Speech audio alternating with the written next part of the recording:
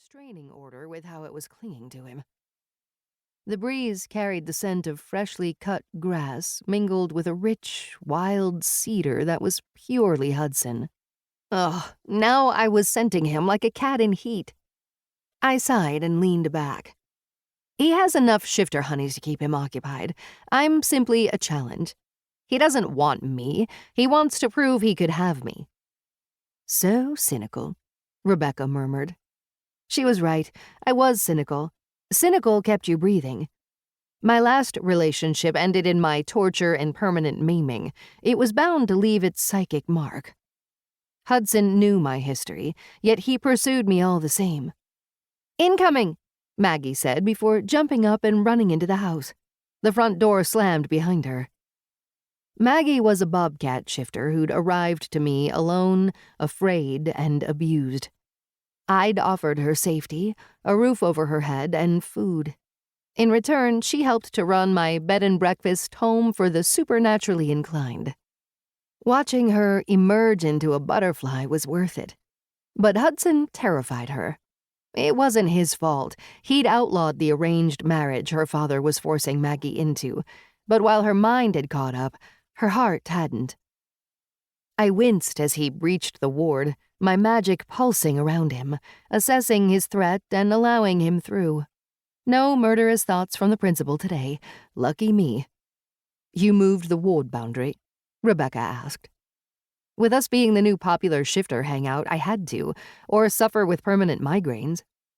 "It's dangerous," she mused. "It's necessary." The wards used to outline my property, including the stables.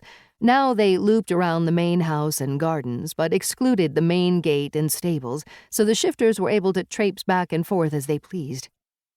Hudson arrived at the edge of my wraparound porch.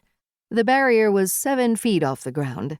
He tensed and jumped clean over the white fence, landing lightly in front of me and Rebecca. I scrunched the letter in my hand tighter, folding the paper so it disappeared into my palm. "Ladies," he drawled. His southern lilt was faint, but smooth like warm whiskey. It made my insides melt, and my heart pitter-patter a happy dance against my ribs. "We talked about this," I reminded the useless organ. "He would tear you to tiny, tiny pieces after touching our soul." "Steps not good enough for you?" I asked, jerking my head toward the steps 6 feet away. His lips twitched. "Steps are overrated. I took the most direct path to reach you." I sighed. "Principal, what can I do for you?" See, I could be nice. My heart rolled its eyes and sulked. "Can I borrow a whisk?" he asked, leaning back on the banister. It creaked but held. Kudos to the solid workmanship. Holding Hudson up was no mean feat. His ego doubled his weight. "I'll get it," Rebecca said, rising to her feet and floating away in a swath of pale yellow cotton.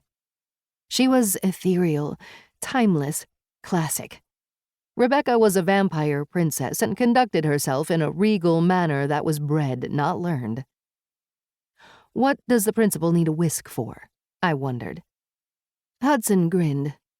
"Pancakes. Would you like to come over for breakfast?"